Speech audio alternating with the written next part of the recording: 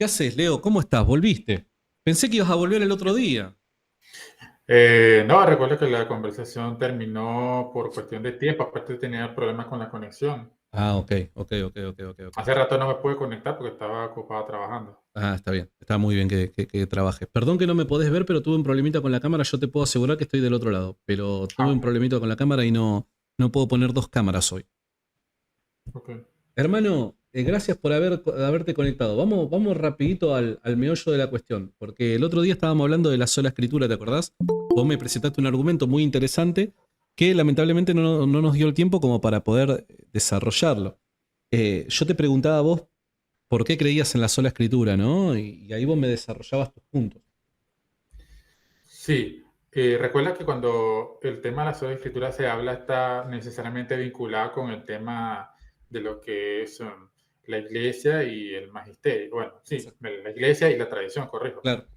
Entonces no se puede como desligar. Pues obviamente se pueden tocar por separado, pero sí o sí están vinculados, porque uno implica al otro. ¿El qué se deben tocar por separado? O sea, por ejemplo, se puede tocar el tema de la autoridad de la escritura o el tema de la escritura en relación con el magisterio y la tradición. Claro. Mirá, la cuestión es la siguiente, Leo. Hoy no te voy a dar mucha vuelta porque también me queda poco tiempo ya. Pero la cuestión es la siguiente. ¿Vos estás de acuerdo con que, independientemente de la definición que des de sola escritura, una de las ideas fundamentales que vas a tratar de transmitir en tu definición es que la escritura es la única fuente infalible en materia de fe como autoridad para el cristiano? ¿Estamos de acuerdo, verdad? Sí, ¿Eso esa es vos cómo lo demostrás bíblicamente? la idea esencial. Bueno, demostrando que el magisterio es falible. Bíblicamente. Claro, porque si demuestra la autoridad de la Biblia y demuestra la falibilidad de las autoridades eclesiásticas, ya obviamente queda descartado el asunto de la tradición, porque la tradición depende del magisterio. Ok, entonces vos me podés demostrar bíblicamente que que el magisterio no es infalible. Claro. A ver. Por ejemplo, Jesús en Mateo 21, cuando habla a las autoridades judías, pues primero que hay que aclarar algo, aquí hay que considerar el asunto eclesiástico. La iglesia del Antiguo y el Nuevo Testamento es una sola. Aquí, entonces, eso por un lado. ¿Es Lo que hay una una, sola? sí, una sola iglesia, exactamente. Lo que hay una diferencia en cuanto a administración de pacto. El pacto mosaico tiene un fin, viene de la administración del nuevo pacto. Ahora en la iglesia, que es el pueblo de Dios, el Israel del nuevo pacto, ingresa gentiles y forman parte de ese nuevo pueblo. Es decir, hay una unidad. De hecho, el Pero hay un mismo nuevo Pablo, pacto, claro, pero hay no un nuevo hay otro. sacerdocio, Ujú. hay una nueva Pero, institución. desde el punto de vista administrativo, pero teológicamente sigue habiendo un solo pueblo. No hay Claro, no. separación. Estamos de acuerdo en que hay una continuidad entre el antiguo y el nuevo pacto, pero institucionalmente no podemos decir que son el mismo, porque hay una fundación de una nueva alianza, hay un nuevo sacerdocio, hay un nuevo sacrificio, hay nuevas leyes, todo es nuevo. En Cristo se hizo todo nuevo. No, Hay una no, nueva no. institución. No todo es nuevo, porque justamente la iglesia del Nuevo Testamento viene siendo una continuación del pueblo del Antiguo Testamento. Ahí es donde viene el asunto. Jesús dice, a vosotros es quitado el reino y es dado a otra nación. Ahora, el asunto aquí es que hay una administración que continúa, que es este reino, que tiene implícitamente una autoridad y los judíos quedan despojados justamente de esa legitimidad delante de Dios y el pueblo de Dios que Claro, yo te continúa puedo bajo el creer pacto de un Cristo. mismo pueblo. Un mismo Exacto. pueblo yo te lo puedo entender. Pero no me puedes decir una misma iglesia. Porque cuando estamos Pero es lo hablando de mismo. iglesia, estamos hablando de la cosa como institución en sí. Y no puede ser la misma cuando hay un nuevo sacerdocio. Porque yo no hago distinción entre los términos iglesia y pueblo, porque es lo mismo, la iglesia es un pueblo. De hecho, si dice vosotros sois pueblo, nación santa, Es real que la sacerdote. iglesia es un reflejo de la nueva institución establecida por Cristo en los apóstoles. Cuando instituye un nuevo sacerdocio, está instituyendo una nueva institución, valga la redundancia. No me deja avanzar en el argumento porque me está poniendo una piedra de tropiezo en la distinción. Yo Es que lo acepto que que solamente hay pasa, una sola iglesia. Sí. pero lo No, que o sea, pasa es yo no que soy ahí estás. dispensacionalista. Yo veo que hay una sola unidad en Antiguo y Nuevo Testamento. El pueblo del Antiguo Testamento no es uno. Bajo el nuevo pacto, los que no creen en Jesús quedan fuera del pueblo. Y de hecho, el mismo libro de Romanos 11 presenta un solo árbol donde los gentiles son incluidos y forman parte, un todo, junto al Antiguo Testamento, una sola iglesia. Claro, sí, está bien, pero es una institución distinta. Ese es el tema. No, Yo te entiendo de que es una continuidad del pueblo de Dios, que el antiguo pacto precede al nuevo pacto y hay una continuidad como pueblo de Dios. Eso te lo entiendo.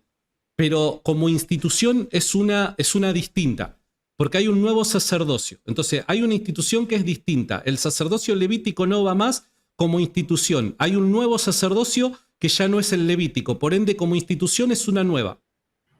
yo no creo que sea una nueva institución. En todo caso, el Pero sacerdocio sí. entonces los levíticos, el sacerdocio No, levítico tendría que seguir teniendo autoridad para nosotros, hermano.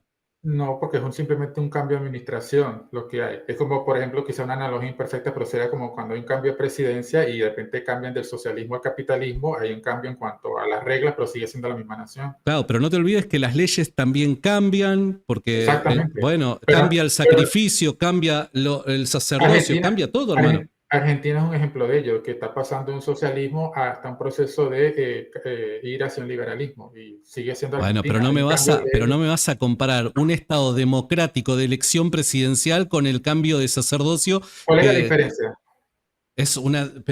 son grandes diferencias que hay, A hermano. ver, Estamos hablando primero de una república democrática, cosa anacrónica en comparación con la realidad tanto del antiguo pacto como del nuevo pacto. no hay diferencia sustancial, es lo mismo, que sea democrática o sea autocrática no cambia. Y la idea es que cambia una administración, pero sigue siendo un mismo pueblo. No, porque las leyes no son las mismas, hermano. La institución no es la misma, el pacto no es el mismo, el sacrificio no es el mismo. Ujú, exactamente. Claro, pero no hay un cambio. En tantos países que han hecho cambios de constituciones, que es la ley máxima de su país, no hace que sea otra nación nueva. Pero te dije, el pueblo, claro, hay una continuidad en el pueblo de Dios, como pueblo, pero como institución es una institución distinta, hermano. Ok, La institución distinta, o sea, el sacrificio, las leyes, el sacerdocio, es lo que muestran de qué clase de institución estamos hablando. Si la ¿cómo tú insti- demuestras que son dos pueblos distintos? no, yo no dije que son dos pueblos distintos, O, yo te o dije es dos un iglesias mismo distintas. pueblo, o es una extensión del mismo pueblo de Dios, yo te dije. Ok, Ahora, son dos instituciones distintas, claro. vamos a iniciar con los pueblos. En el nuevo pacto, los sacerdotes instituidos por Cristo son los apóstoles. En el antiguo pacto, los sacerdotes eran los levitas. Tenías que ser descendiente de la tribu de Aarón, este es de la tribu, perdón, según el orden de Melquisedec. Ya no hay más sacrificios en el nuevo pacto. En el antiguo pacto habían sacrificios, habían leyes dietéticas, en el nuevo ya no hay. La institución del sábado queda abolida por el domingo. Hay un montón de cambios. El templo, la presencia del templo, las fiestas. O sea, es una nueva institución, hermano. No me podés decir que es la misma. No, para no caer en esta discusión que me parece absurda, porque en realidad no existe una distinción ontológica entre la iglesia del antiguo y el nuevo, lo que hay un cambio en la administración, es decir, hay nuevas leyes, pero sigue siendo un mismo pueblo, porque es parte de la economía de la salvación. Pero si meten esa distinción sobre pueblo e iglesia, puedo quedarme con el término pueblo, para no caer en una discusión infinita sobre esto. En el término pueblo, en el Mateo 21, cuando Jesús habla de la parábola de los labradores, dice lo siguiente. Él le da una parábola donde dice que estas personas apedrean a los profetas y dice, bueno, van a respetar a mi hijo y al final no lo respetan y lo matan. Y entonces él le dice qué va a suceder con estas personas. Ellos le dicen lo que va a pasar, ¿no? Y justamente Jesús le dice lo siguiente. Por tanto os digo que el reino será quitado de vosotros y será dado a gente que produzca fruto de él, lo que hace una referencia a los creyentes ya del nuevo pacto. Ahora, este cambio del reino, que es lo que estoy diciendo, un cambio de la administración, se le quita a ella y se le da a otro, ahí debemos la continuidad, está manejado justamente por las nuevas autoridades que va Jesús a elegir. En ese sentido, cuando Mateo 16, 19, que dice, a ti te haré las llaves del reino, hace referencia a la autoridad que iba a tener tanto Pedro como los demás apóstoles y los demás obispos a causa de tener esa administración o ese reino que le ha sido dado para que ellos los administren.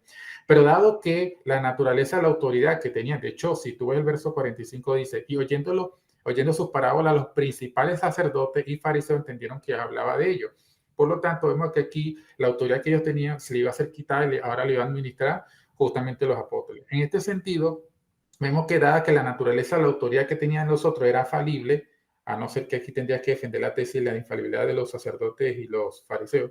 Entonces, la naturaleza de la misma autoridad que es heredada y traspasada al pueblo nuevo pacto sigue siendo falible. Eso sería, por ejemplo, un punto. Entonces, de esta manera, sería un punto a favor de que la autoridad que los apóstoles reciban de los judíos, que Jesús se la está traspasando a ellos, es una autoridad falible. Y de esa manera, partiendo de la infalibilidad de la Escritura, quedaría demostrado no es uno de muchos argumentos solamente, que el magisterio es falible. Si es falible, solamente la Escritura quedaría como infalible por necesidad lógica.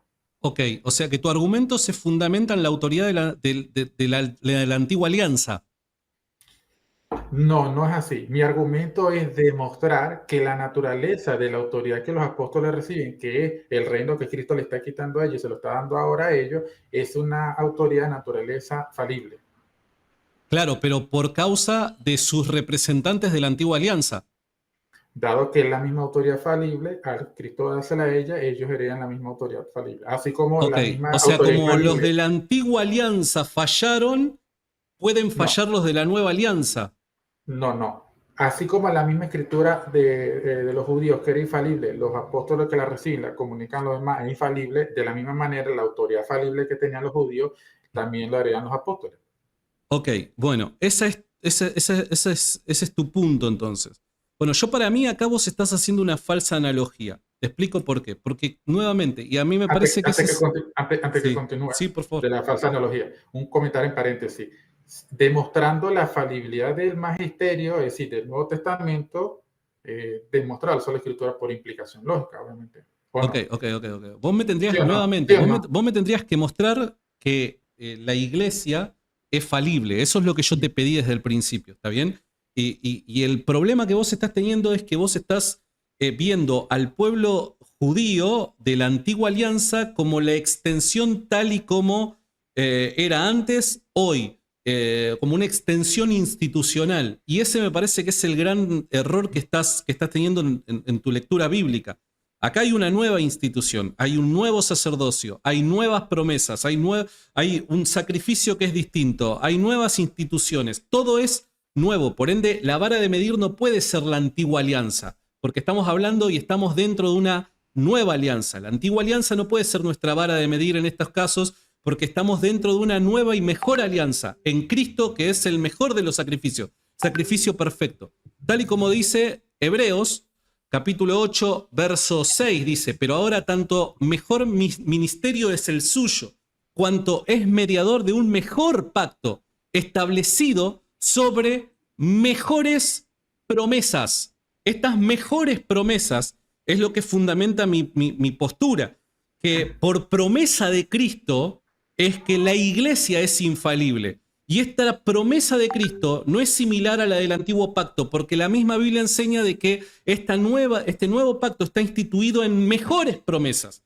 Es por eso que creo que estás haciendo una falsa analogía. No podés comparar las promesas del antiguo pacto con las del nuevo pacto. Las del nuevo pacto son superiores. Y en este caso lo podemos ver en la institución de la iglesia, que es infalible en su magisterio. Entonces, yo tengo pasajes como el que recién hablábamos, ¿no? Con Carlitos, 1 de Timoteo capítulo 3, verso 15, por dar un ejemplo, en el que dice, entre otras cosas, dice que la iglesia, que es la casa de Dios, dice que es la iglesia del Dios viviente, columna y baluarte de la verdad, o en otros casos dice fundamento de la verdad, o sostén de la verdad. La iglesia, la institución establecida por Cristo en este nuevo pacto, es el fundamento, sostén de la verdad. ¿Por qué? Porque Cristo le hizo promesas que son mejores que las de la antigua alianza. Una de estas promesas es la guía del Espíritu Santo que los ha de llevar a toda verdad, que las puertas del Hades no van a prevalecer contra ella, etcétera, etcétera. Entonces estas mejores promesas son las que fundamentan nuestra noción de la infalibilidad de la iglesia. Yo necesito que vos me muestres con la Biblia que la iglesia no es infalible. Sí, vamos a volver a ese punto porque hay varias cosas que afirmaste. Sería bueno el tocar el tema en Mateo 16, el de 1 Timoteo 3:15, y no creo que esos textos que son los que se utilizan en forma favorita prueben la infalibilidad, pero vamos por partes. Volviendo al punto, cuando tú dices que hay mejores, un nuevo pacto, que es cierto, eso lo dice el libro de Hebreos, mejores promesas, el libro del mismo Hebreo menciona que el nuevo pacto se va a hacer de acuerdo al texto del Antiguo Testamento. ¿Qué es lo que dice Jeremías y qué es lo que cita el libro de Hebreo? Haré un nuevo pacto con la casa de Israel. Pero no es la iglesia o Israel, ¿cómo se entiende? ¿Cómo tú interpretas ese pasaje? Reitero, es el mismo pueblo, pero Israel ya no son los descendientes de la carne. Es el mismo O- pueblo, hermano. o- Pero ajá, institucionalmente hay nuevas instituciones establecidas por el mismo Cristo. Nuevamente, te puedo dar el ejemplo del templo, el sábado, las leyes, el sacrificio, el sacerdocio. Te podría dar un montón de ejemplos de una nueva institución, hermano. claro. No entiendo cómo eso lo seguís utilizando como una analogía, te soy honesto. Ese mismo pueblo que tú dices tiene un cambio de autoridades. ¿Cómo si tienen cambio de autoridad? Tiene, tiene cambio de autoridad. Por ejemplo, ya no es el sacerdocio levítico que tiene la autoridad religiosa, ahora la tiene Cristo y los apóstoles. Ahora la tiene, claro. El magisterio dejado por Cristo lo tiene. Es un mismo pueblo con un cambio de autoridades, Es el mismo pueblo de Dios en una nueva institución. con cambios de autoridades. Claro. Porque ya como dice el mismo libro hebreo, los que participan de aquel altar no tienen derecho a participar de ¿A los dónde me cristianos. querés llevar, hermanito? Ok, no, voy por parte justamente para demostrarte que si es un mismo pueblo y hay un cambio en las autoridades y la autoridad que los apóstoles reciben justamente es la que Jesús le está ya quitándole por el derecho que él tiene a los judíos, dice el reino les quita, bueno, podemos decir el Padre, ese le será quitado y será a otra gente que produzca fruto de ello, tiene que ver con la administración justamente de algo, lo que es el reino de Dios. Y Jesús le dice a Pedro, tú eres Pedro, y sobre esta piedra edificaré mi iglesia y las puertas de la no prevalecerán contra ella. Y luego viene y dice el texto famoso, a ti te dará la llave del reino de los cielos y lo que ate en la tierra será desatado en los cielos. Ese tema de las llaves hace una referencia a la autoridad que Pedro está recibiendo de Jesús, por implicación también los demás apóstoles. Entonces esa llave que representa la autoridad es la de administrar justamente el reino de Dios que Jesús le está quitando a los judíos y que ahora los del nuevo pacto lo van a hacer. Y dado que la naturaleza de la autoridad que tenían los judíos era lo que ahora se le está dando a los del nuevo pacto y ser de naturaleza falible es de naturaleza falible. Ahora, lo que tú me argumentas sobre las promesas mejores, tú presupones que por ser mejor promesa implica la infalibilidad. Yo creo que en el texto se está hablando que mejores promesas se trata de que la persona como era lo que se hacía constantemente, que había un perdón temporal durante cada año y cada año se hacía. En cambio, este es un perdón, un pacto que se basa sobre mejores promesas, que es la vida eterna y un sacerdocio que es inmutable, es eterno, que tiene que ver en sí con la obra de Jesús, no tanto en la infalibilidad de la iglesia. Pero más allá de eso, yo creo que ese punto favorece uno. Sobre el Mateo 16, en el texto que dice las puertas del Hades no prevalecerán contra ella, algunas personas lo ven como que se refiere a que la iglesia no va a caer en error. De hecho, la palabra puertas del Hades aparece en el libro de Isaías y aparece en la Biblia también, y no se refiere a herejía, tiene que ver con el poder de la muerte. Por eso es que muchos han visto ahí que las puertas del Hades no van a prevalecer contra la iglesia. De hecho, hasta es discutible, porque cuando dice no prevalecerán contra ella, puede referirse a la roca, o sea, a la piedra, o a la iglesia, porque ambos sustantivos están en femenino. Cualquiera de los casos no hay problema, porque podría referirse a que Jesús está dando una promesa de que el poder de la muerte no prevalecerá contra la iglesia, lo que implica una referencia a la resurrección, o se refiere a Cristo, y por lo tanto Jesús está diciendo que él va a vencer la muerte. Y también tiene sentido, porque justo después de eso, él le dice que él va a sufrir en Jerusalén, pero al tercer día resucitará, y ellos no entendían eso. Y para finalizar, en el caso de Timoteo 3:15, ahí fíjate que menciona el tema de columna y baluarte de la verdad. El católico ve y lee eso entendiendo que se refiere a la infalibilidad. Yo realmente colocaría eso, lo cuestionaría. Primero, no tiene sentido en el contexto. En el capítulo 3, Pablo habla de los requisitos del obispo, los diáconos, y la mayoría de los requisitos que son de índole moral, que no sea pendenciero, ni dado al vino, etcétera, etcétera, y lo mismo con los diáconos. Y luego que le dice eso, él dice, de hecho, no sé si te has fijado que algunos han estudiado sobre el término sana doctrina, que se opone contra los actos inmorales. Así que sana doctrina no se refiere exclusivamente a lo intelectual, sino a la forma de vivir coherente con la fe. Es una persona que, según Pablo, no solamente que tiene la fe, sino que vive de forma correcta de la sana doctrina. Entonces, no se refiere a alguien que sepa la verdad, pero vive como el diablo. En ese sentido, como se enfoca mucho en la coherencia entre la fe y la vida práctica de la persona, cuando él pone los requisitos obispo y diácono, al final le dice, esto te escribo, verso 14, para que sepas, por citarlo, ¿no?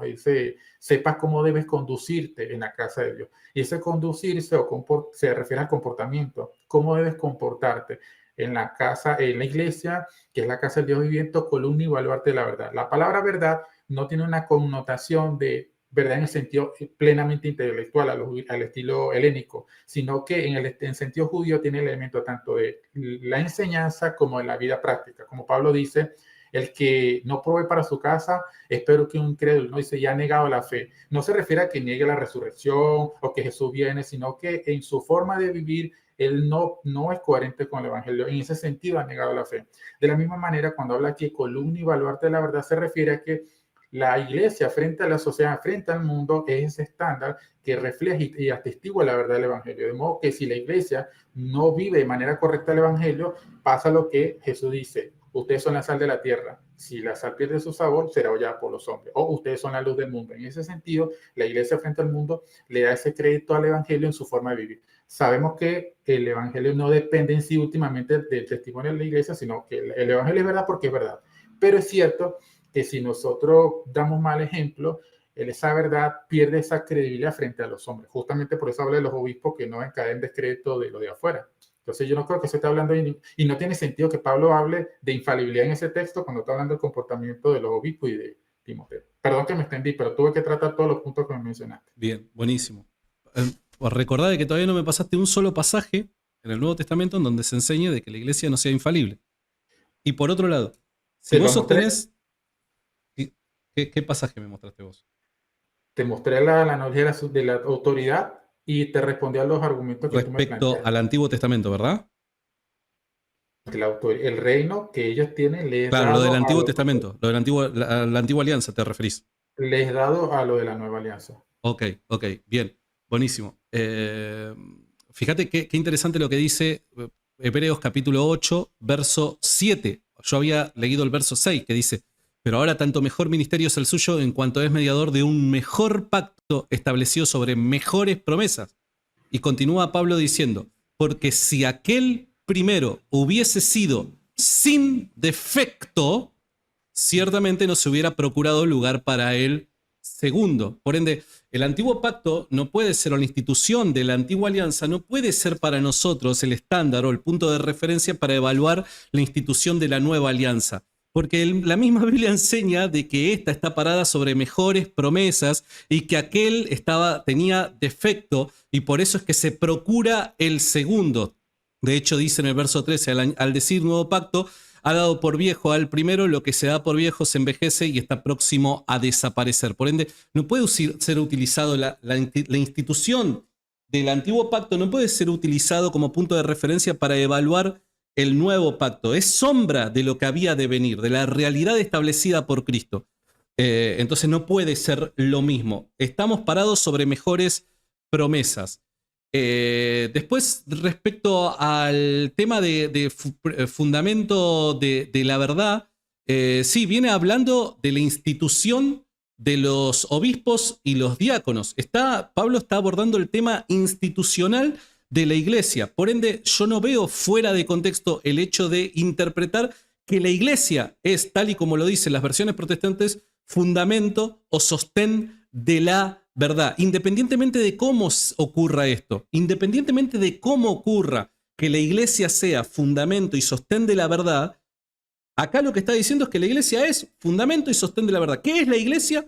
Fundamento y sostén de la verdad. Punto. Y está hablando de las autoridades, está hablando de la jerarquía de la iglesia. Pablo está dando indicaciones ministeriales, institucionales de cómo llevar adelante la institución de la iglesia a causa de lo que la iglesia es por naturaleza. Esto, en suma, porque no tenemos que tomar este pasaje aislado del resto de la enseñanza del Nuevo Testamento. Esto, en suma, de lo enseñado por el Nuevo Testamento, no por el Antiguo Testamento, sino por el Nuevo Testamento, podemos encontrarnos de que evidentemente en armonía está con la idea de que la iglesia no puede caer en el error. Porque, en definitiva, ¿qué pasaría si la iglesia cae en el error? La pregunta es, ¿la iglesia puede caer en el error? No, según las promesas de Cristo no lo puede hacer. ¿Por qué? Porque si la iglesia cae en el error y formaliza la herejía, la iglesia pierde su misión, pierde su razón de ser. ¿Para qué está la iglesia? Para comunicar el evangelio, para la salvación de los hombres, para que como sacramento de salvación Cristo sea comunicado y encontrado, hallado en la iglesia. Entonces, si la iglesia cae en la herejía y formaliza la herejía, estaría perdiendo su razón de ser. Ahora, Cristo indicó de que la iglesia no iba a perder su razón de ser hasta que Él regrese. porque Él ha de venir por una iglesia santa. ¿Santa en qué sentido? No solamente en el sentido moral, sino en el sentido también de doctrina, fieles a la palabra de Dios. Por ende, si la iglesia es capaz de corromperse y formalizar la herejía, pierde su razón de ser. Ahora, es promesa de Cristo que no va a ser así. Y esto todo justificado con el Nuevo Testamento, ¿no? Te escucho. No, estás muteado, Leito. Perdón. Ok, volviendo un poco a lo que te estaba mencionando. Volvemos un poco a lo del judaísmo y podemos mencionarlo, ese texto también, lo de Timoteo. Yo tengo una pregunta. Pero un segundo. ¿Vos me podés mostrar con un pasaje de la Escritura la afirmación que la Biblia es la única autoridad infalible? Tú pides una prueba textual. Es que cuando vos haces, mira, esto me parece que es teología protestante. Sí, pero me estás desviando el tema, pero tú me estás desviando el tema. No, lo que estamos discutiendo es la sola Escritura. Y yo lo que no quiero es desviar el tema justamente. La razón por la que entraste fue en principio el intentar justificar esta afirmación según la definición que ustedes dan de sola Escritura. Yo no quiero desviar el tema. Justamente es eso lo que no quiero hacer. Justamente de eso se trata la discusión. Tú me estás diciendo cómo se puede demostrar. Bueno, hay muchas formas y una forma justamente es demostrar esto. Es decir, demostrando, por ejemplo, primero que la Biblia es infalible. Una vez mostrando la infalibilidad de la Biblia, entonces se demuestra que el magisterio es falible y simple, ya. O sea, tú me estás limitando a mí que la Biblia tiene que decir que ella es la única autoridad de manera clara para que entonces pueda ser verdad. Y eso sería limitar lo que es los métodos de demostración. Entiendo. Entonces, para entenderte bien, entonces, a ver, vos lo que me estás diciendo es que la Biblia no enseña de forma explícita sobre sí misma que es la única autoridad infalible, sino que por descarte lo que demostraría es que es la única autoridad infalible. Eso es lo que me estás diciendo. Claro, que siempre se ha aceptado que se enseña por mí. ¿Sabes por qué te pregunto? Y no quiero desviar el punto, pero te pregunto porque hasta hace 5 minutos atrás, otro integrante de la Alianza Evangélica, Carlos Veloz, intentó por medio de otro camino mostrarme que la Biblia es la única autoridad infalible, presentándome textos. Y vos estás de acuerdo conmigo en que no hay un texto que sea capaz de mostrar eso, sino que por método de descarte sería la única vía para mostrar que la Biblia es la única autoridad infalible. Entonces, simplemente lo dejo esto en claro porque me parece extraño que vayan por caminos distintos y que el uno contradiga al otro en su defensa. ¿Se entiende el punto? No creo que sea una contradicción, simplemente la metodología de uso de demostración de una cosa no prueba que la cosa sea falsa, así como en el caso que mostramos la existencia de Dios se puede mostrar a través del argumento fino, lo que es el argumento Calá, la vía de Tomás de Aquino, qué sé yo. Claro, pero vos estás diciendo que no podés presentar un pasaje que indique que la Biblia es la única autoridad infalible. Vos lo estás haciendo por el método de descarte. Bien. Yo te estoy tomando al pie de la letra tus palabras. Una demostración explícita, textual, no está evidentemente. Y bien, de hecho, buenísimo. Y estoy de acuerdo con vos, claro, pero es distinto a lo que hacen otros apologetas de la Alianza Evangélica que sí pretenden hacerlo así. Yo estoy de acuerdo con vos, pero simplemente quiero contrastar esta clase de defensa. Yo para mí el mejor camino es el que estás tomando vos, pero me parece extraño que otros aliados de la Alianza Evangélica sostengan algo distinto a lo que sostenés vos, ¿se entiende?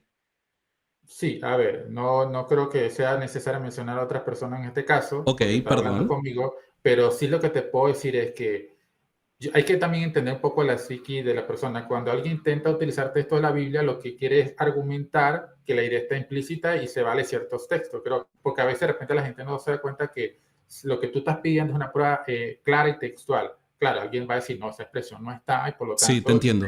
Es así. Como el tema de la Trinidad, por ejemplo, que es el ejemplo muy común. No está textual, pero puedo argumentar a partir de allí y bueno, era un caso. O sea, si alguien presentara el caso de toda la escritura es inspirada por Dios, útil para eso, para vos, ¿demuestra que la única autoridad infalible es la escritura? Depende cómo argumente. Si el argumento tiene sentido y es convincente, pues uno puede decir que sí. Yo ese texto lo que hago es utilizarlo es para demostrar la autoridad que tiene la Biblia. Claro, pero no Claro, que, pero eso, discúlpame, básica exégesis. Ese pasaje no me dice ni de forma explícita ni implícita que la Biblia es la única autoridad. Después vos podés, si sos exitoso, por descarte, si vos me mostrás que el magisterio de la iglesia erra, ahí vos podés ir a ese pasaje y decir, bueno, pero tenemos seguridad respecto a la infalibilidad de la escritura. Pero por sí solo ese pasaje no me demuestra a mí que la única autoridad infalible es la Biblia. ¿Estamos de acuerdo, verdad? claro, obviamente no Bien, buenísimo. mostraría. A eso me refería, porque muchas veces muchos apologistas de la alianza vienen con esos pasajes aislados, no presentando el caso que vos estás presentando y pretenden por medio de esos pasajes demostrarme la definición, aún implícitamente, la Biblia es la única autoridad infalible, pero con esos pasajes no sos exitoso. Siempre tenés que demostrar primero el descarte del resto. Claro, de hecho, justamente la vez anterior que hablamos, yo te mostré el tema de la autoridad basándome en ese texto, la suficiencia en otro pasaje, aunque ese también se puede utilizar, pero bueno, es un tema más Claro. complicado, que hay que argumentar de manera más larga. El otro de Juan y el de Pedro para hablar de la perspicuidad. Entonces, esos tres elementos que constituyen el concepto estaba ahí, y lo que simplemente al yo descartar la autoridad del magisterio como infalible, sí, del magisterio de la época del primer siglo, y por lo tanto demostraría que disponible actualmente no tendríamos el contenido infalible de la tradición. Entonces, por ahí sería una de las formas. Ahora, yo te voy a hacer una pregunta justamente volviendo al punto, porque creo que la forma de mostrar la sola escritura, yo diría esto, la Biblia es infalible. Entonces, con la autoridad de la Biblia, al demostrar que las otras son falibles, por necesidad lógica, la Biblia quedaría como la única. Entonces, si tú crees que hay mejores promesas bajo el nuevo pacto para lo que es la iglesia, Lo y dice la ese nuevo Biblia eso. pacto, okay, sí, sí, está bien, pero la cuestión es como que tú lo interpretas en términos de infalibilidad, porque es la idea que está sugiriendo. Entonces la pregunta es, ¿en el Antiguo Testamento no había infalibilidad entonces para ese magisterio, vamos a decirlo así? Es que en realidad, y acá se vuelve un poco difícil el tema, porque no podemos hablar en los mismos términos infalibilidad para lo que la iglesia luego va a adoptar como creencia con el desarrollo teológico del tiempo y en el antiguo pacto. No podemos comparar que los términos sean utilizados de la misma manera y en el mismo modo. Pero no importa el término, yo me refiero a la realidad de la cosa en sí. Yo te diría que en la antigua alianza no eran sola escritura, pero después la precisión en los términos para hacer similitudes con lo que la iglesia va a llamar infalible, me parece que contamos con muy poca información y me parece que tampoco sería caer en un anacronismo pensar de que pensaban de la misma manera que piensa luego la iglesia. Es que no importa, aquí la idea no es cómo piensan los demás posteriormente, porque la cuestión es la realidad No, pero estás hablando de independientemente del conocimiento. infalibilidad. Cuando vos me Claro, preguntás por si es ejemplo, te infalible, yo pregunto, lo pienso en los términos desarrollados por la iglesia luego de siglos de pensamiento teológico. No lo pienso en una, otros términos. yo no lo hablo en el orden del conocimiento, no, sino en el orden de la entidad. Por ejemplo, yo te pregunto, la escritura del Antiguo Testamento que tenían los apóstoles, ¿era infalible en ese momento? La escritura sí es infalible. Ajá. Pero ellos no tenían el concepto de infalibilidad que tenemos hoy en día, como tú estás planteando. Entonces, Así ¿quiere decir es. que la escritura no era infalible porque ellos no tenían ese conocimiento de los judíos ante el cristianismo? No entendí la pregunta. O sea, antes de que el cristianismo surgiese Sí, en la persona de Cristo, sí, los judíos tenían un conjunto de escrituras que, sí, digamos, tenemos hoy en día. Esas escrituras eran infalibles antes del ministerio de Cristo. sí. Exacto. Entonces, independientemente de si los judíos lo veían así o no, la Exacto. realidad Sí, es que, porque tú estás considerando que la óptica católica sería la correcta para juzgar esa realidad, entonces desde la óptica católica tendrías que afirmar que los judíos tenían esa autoridad infalible que era la escritura. Ahora, la pregunta es si la autoridad también era infalible, independientemente de si ellos supiesen que eran o no infalibles. hablando de la escritura. No, el magisterio del Antiguo Testamento. Y en el magisterio del Antiguo Testamento no te podría decir porque no tengo algo que me lo indique de infalibilidad en los mismos términos. Cuando vos me preguntás sobre la escritura es infalible, aún sin los judíos tener esta clase de conocimiento que luego va a tener la iglesia, es en los mismos términos que luego la iglesia definirá el término infalible respecto a la escritura. Aún sin ser conscientes de los alcances del término infalibilidad, las escrituras gozaban de esa cualidad. ¿Por qué? Porque eran inspiradas por Dios. Respecto al magisterio de la antigua alianza, no te podría decir lo mismo, porque yo personalmente no tengo los recursos como para decir, mirá, la verdad es que pensaban exactamente lo mismo o era exactamente lo mismo. Yo en principio te diría de que ahí hay un cambio, dado que hay un cambio en el sacerdocio y hay mejores promesas en Cristo Jesús establecidas en ese nuevo sacerdocio. Claro, pero es que una cosa es si ellos se consideraban o se veían infalibles, y otra cosa si a lo mejor de repente ellos no se veían y ellos no lo eran. Eso no importa. Aquí la cuestión no es cómo ellos perciben las cosas, sino cómo son las cosas en sí. Hay una aproximación, diría yo, que hay una aproximación. No sé si hay una perfecta similitud, pero sí hay una aproximación. Hay una aproximación porque evidentemente ellos, al no ser sola escritura, también creían de alguna manera, que no nos es claro para nosotros hoy, creo, de alguna manera ellos creían que la interpretación de los maestros era la correcta y a la cual el pueblo debía de sujetarse. Pero no sé si podemos hablar, según esa concepción, bajo los mismos términos que hablamos hoy de infalibilidad. Porque la argumentación que me estás dando tú de que hay nuevas, mejores promesas para la iglesia, incluyendo dentro de eso la infalibilidad, sugiere, y me parece que es obvio, que estás por descarte diciendo que en la antigüedad, antes del nuevo pacto, pues no tenían esa promesa de No infalibilidad. fue por ahí mi argumento. Ok, entonces ¿a qué te refieres con Mi eso? argumento fue porque vos dijiste de que en el antiguo pacto el magisterio del antiguo pacto había fallado. Yo te dije, Oh, bueno, pero en definitiva, más allá de si fallaron o no fallaron, nosotros estamos fundamentados en mejores promesas. La razón por la que yo creo en la infalibilidad de la iglesia no es por causa de la antigua alianza, o no es por causa de las similitudes o lejanías que podemos llegar a tener entre magisterio de la antigua alianza con el de la nueva, sino la razón por la que creo en la infalibilidad de la iglesia es por las promesas de Jesús de Nazaret recogidas en el nuevo pacto, en la nueva alianza. Entonces, independientemente de las fallas que pudo haber llegado a tener el magisterio de la antigua alianza, hoy nosotros estamos en una nueva alianza, con mejores instituciones, con mejores promesas por causa de Cristo. Entonces, eso es lo que te quiero decir, que para mí no es punto de referencia en este caso la antigua alianza, porque el fundamento de mi creencia en la infalibilidad de la iglesia depende de la promesa de Jesús de Nazaret, que se recoge en la nueva alianza. mira, voy al punto para ver si me captas la cuestión, porque yo voy por paso y entonces veo que todavía como que no me responde de forma muy clara específicamente a lo que yo me refiero.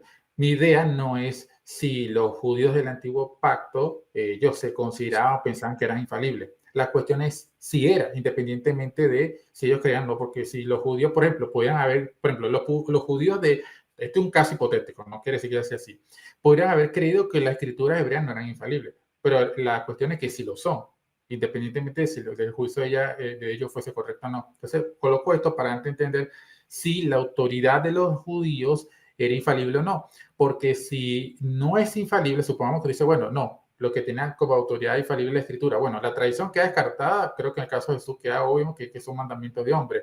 Entonces, la cuestión es que por implicación del Antiguo Testamento, no del Nuevo, que haría la escritura del Antiguo Testamento como una suerte de sola escritura. Obviamente habían otra autoridad, pero sería la única que tendría esa cualidad de infalibilidad, dado que el magisterio antiguo no la tenía.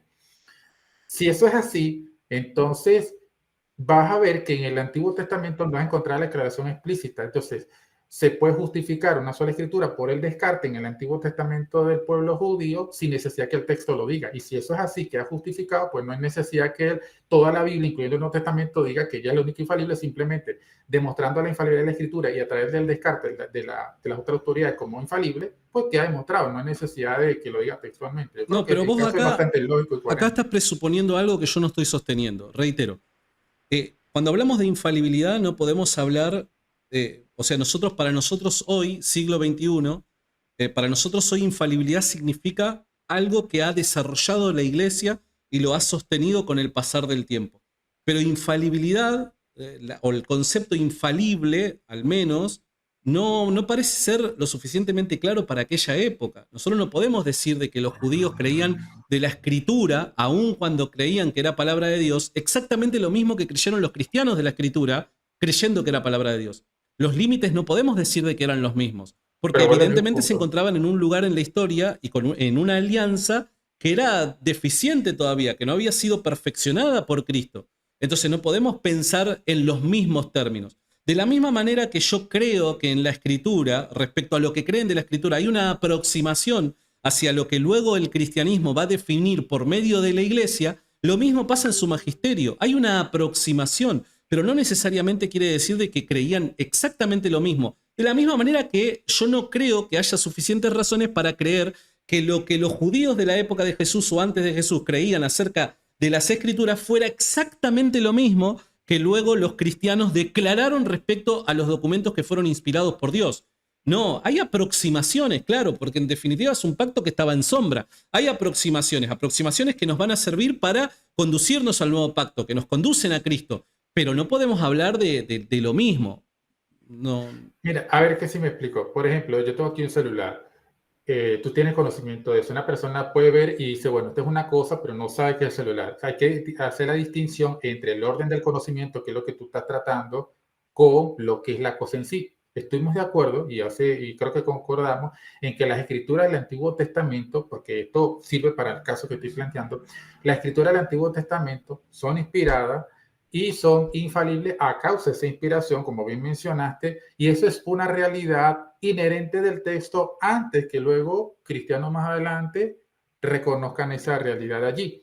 Entonces, como es una realidad per se en el documento, antes que Cristo se encarnase, que existen estos documentos del Antiguo Testamento, ya había una autoridad infalible. Así los judíos reconocen que esa autoridad era no infalible, la realidad es que era infalible. Estamos hablando del punto de vista netamente objetivo. Si esto es así, como creemos Es que no es una sabíamos, autoridad todavía para ese tiempo no había un canon cerrado, acordate. pero independientemente de Habían si tú... coincidencias respecto a la mayor parte de los libros, pero no estamos hablando de un conjunto, no estamos hablando de que todas las sectas de los judíos manejaban el mismo canon.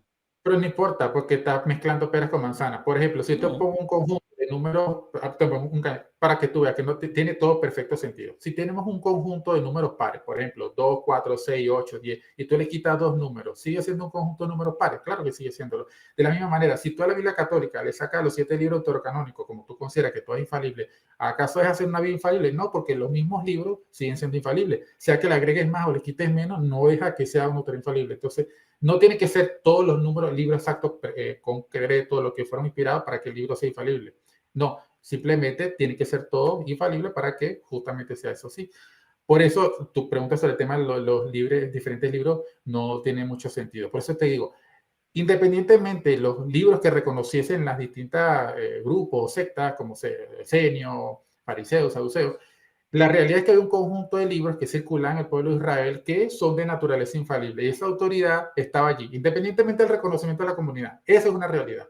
Igual como tú podrías decir que, hablando del punto de vista católico, que los libros del Nuevo Testamento y es una autoridad infalible, vamos a leer el término pasado, una autoridad infalible, antes que luego los concilios dijeran, bueno, esta es la lista. Pero estos libros pueden circular con otros, como la de Che, Clemente, qué sé yo, pero aunque están mezclados con otros libros, de forma material en conjunto libre infalible. Luego viene el reconocimiento de esos libros. Entonces no implica que deje de ser una autoridad infalible, porque el Nuevo Testamento no es que es infalible en el momento en que se reconoce. Ellas son infalibles antes.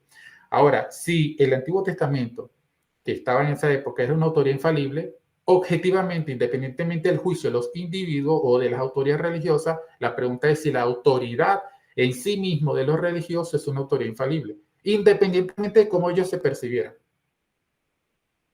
Esa es mi pregunta, porque depende de tu respuesta. Reitero, no sabría decirte. Entonces, pero tu respuesta sugiere que sí son falibles. No, mi respuesta sugiere que no sabría decirte. A mí lo que me importa es las promesas de Cristo para la institución de la iglesia. Pero esto es fundamental porque justamente el saber eso te va a permitir saber si realmente hay razón en el argumento. Porque, por ejemplo, los saduceos no creen en la resurrección. Jesús dice, usted erra ignorando la escritura. En el caso de los fariseos... ¿Pero qué tiene que ver eso? Nuevamente yo te dije, en Cristo hay una nueva institución, hay nueva promesa, hay nuevo sacrificio, se deja atrás la institución del templo, la institución del sábado. Hay todo un cambio, hermano. Y es en la promesa de Cristo que descansa. Recordá que esto es lo que afirma la iglesia. La infalibilidad de la iglesia descansa en la promesa de Cristo. Vos lo que tenés que abordar es el caso de las promesas de Cristo, el caso del Nuevo Testamento. Yo entiendo con todo respeto que en el intento, bueno, busques ahí en el Antiguo Testamento y demás, pero recordá, según lo leído en Hebreos, hay mejores promesas en el Nuevo Testamento. Y el Nuevo Testamento es al que a mí me prometen palabras de Cristo, que Cristo no iba a dejar que la iglesia caiga en la herejía. Tú presupones la infalibilidad que está metida, que el texto no habla de infalibilidad, el texto habla de lo que es el nuevo pacto, que es mejor que el antiguo, pero tú presupones habla de la infalibilidad. verdad, el texto habla de la verdad. No, pero estamos hablando del nuevo pacto del libro de Hebreos que tú estás mencionando, que como hay mejores Claro, pero promesas. las mejores promesas habla de la nueva alianza. Ajá, pero ¿cómo tú concluyes que ahí, o sea, que eso habla de infalibilidad? No, yo no estoy diciendo eso. Yo lo que te estoy diciendo es que independientemente de tu caso, del Antiguo Testamento y demás, lo que te estoy señalando es que en la nueva alianza hay mejores promesas. Así que mi punto de referencia no puede ser la antigua alianza, porque la antigua alianza está superada por la nueva, por las mejores promesas que están garantizadas en la persona de Jesús de Nazaret. Entonces, a mí, con todo respeto, te digo, esta equivalencia que estás tratando de mostrar con el antiguo pacto me parece innecesario. Yo necesito que lo abordemos a partir de la luz del nuevo pacto. En el nuevo pacto se enseña que la iglesia es fundamento y baluarte de la verdad, sostén de la verdad. Se enseña de que Cristo tiene una misión con la iglesia que la va a cumplir, que es comunicar el evangelio de forma fiel para poder ser salvos y que la iglesia sea sacramento de salvación en Cristo. Cristo nos dice de que nos va a guiar a toda verdad. Cristo dice que las puertas del Hades no han de prevalecer contra ella. Y podría seguir citándote pasajes del nuevo pacto en el que todos estos están fundamentados en promesas de Jesús de Nazaret. Ese es el argumento católico. Son las promesas de Jesús, hermano. Perdón, a ver, primero, es que hay varias cosas que me gustaría tocar, pero lo que pasa es que son muchos temas, pero es buena la discusión. Mira, te digo algo. Tú me estás diciendo que yo estoy valiendo en el Antiguo Testamento, pero yo empecé citándote Mateo 21, te estoy citando el Nuevo Pacto, solo que el texto hace referencia a los judíos del Antiguo Pacto, pero te estoy citando el Nuevo Pacto, primero que nada. Entonces, tú me sales con el argumento de que el Nuevo Pacto tiene mejores promesas, lo que sugiere, no lo está diciendo, pero sugiere por la argumentación de que eso implica que la iglesia es infalible. Eso es lo que yo estoy viendo como metamensaje, porque también leo entre líneas. Ahora, si no es así, entonces no tiene sentido que utilice ese texto para hablar de las mejores promesas, porque contextualmente habla de las promesas que tienen las personas de la redención en Cristo. Justamente que Dios va a perdonar los pecados, que ya no va a recordar eso. No tiene que ver con la infalibilidad, primero que nada. Ahora, está hablando de la nueva alianza. Y la nueva alianza incluye la institución de la iglesia y el nuevo sacerdocio, las nuevas promesas. Si está hablando de la nueva alianza, está hablando de un paquete. En ese paquete está incluida la iglesia con el nuevo sacerdocio, las nuevas promesas por el nuevo sacrificio. Es todo un paquete, hermano. Pero el pacto es hecho con un pueblo que es la iglesia. El pueblo que es la iglesia. Ajá. Pero ese pueblo es Israel, dice ahí, haré con la casa de Israel un pacto. Claro, pero no es el Israel según la carne. No, que nadie está diciendo que el Israel Bueno, según la entonces, carne. hermano. No, porque tú estás confundiendo peras con manzanas. Justamente me favorece el punto. Pero ¿por qué peras con manzanas? Si estamos hablando de institución, hermano. La institución no es la misma. Antes era un sacerdocio levítico, ahora ya no lo es, hermano. Institucionalmente la cosa ha cambiado, hermanito. Yo sé de que el antiguo pacto había un pueblo de Dios, en el nuevo pacto hay un pueblo de Dios, es una continuación, pero no hay una institución distinta, nueva, hermano. Ha cambiado la institución, ya no es el sacerdocio levítico, hermanito. Vamos a suponer que te concede hipotéticamente esa argumentación, o sea, digo, para avanzar en la idea.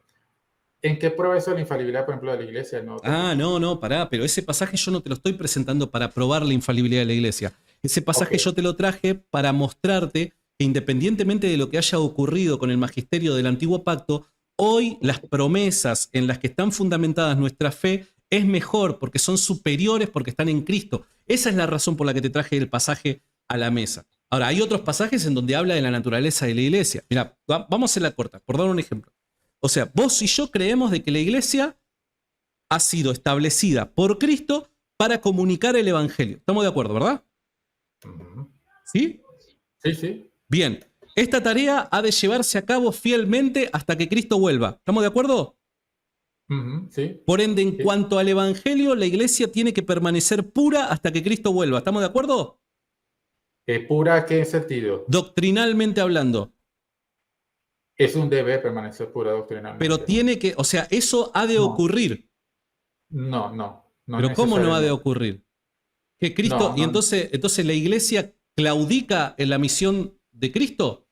O sea, No, Cristo le da como misión a la iglesia que... blanco está viendo blanco y negro, porque hay matices. O sea, no quiere decir que no se preserve la verdad, pero pueden haber matices donde haya error dentro de la iglesia. Que haya error dentro de la iglesia. Pero yo estoy hablando de la iglesia como institución formalmente comunicando al mundo el evangelio. Como institución, la iglesia No, formalmente comunicándole al mundo el evangelio, ¿cuál ¿puede sería ese comunicar la evangelio? herejía? No, pero a ver, ¿cuál es el evangelio? O el evangelio es todo aquel conjunto de cosas que hacen a las nuevas de Jesús de Nazaret, ya sea su sacrificio, nuestra redención en lo individual, la redención del mundo, absolutamente todo. Somos familia de Dios, todo, absolutamente todo. Todo ese conjunto Sí, de cosas que hacen las nuevas de Jesús de Nazaret. no, yo veo aquí en está el asunto, que lo que tiene que ver con lo que es el evangelio, que se ha transmitido, que es lo más universal, es lo que se resume en el credo, con palabras más, palabras menos, otros padres de la iglesia lo mencionaban. Eso, si tú ves, o sea, permaneció inmutable tanto en los protestantes ortodoxos y los católicos, que asumen eso como un resumen de la fe. Entonces, en ese sentido, se ha mantenido.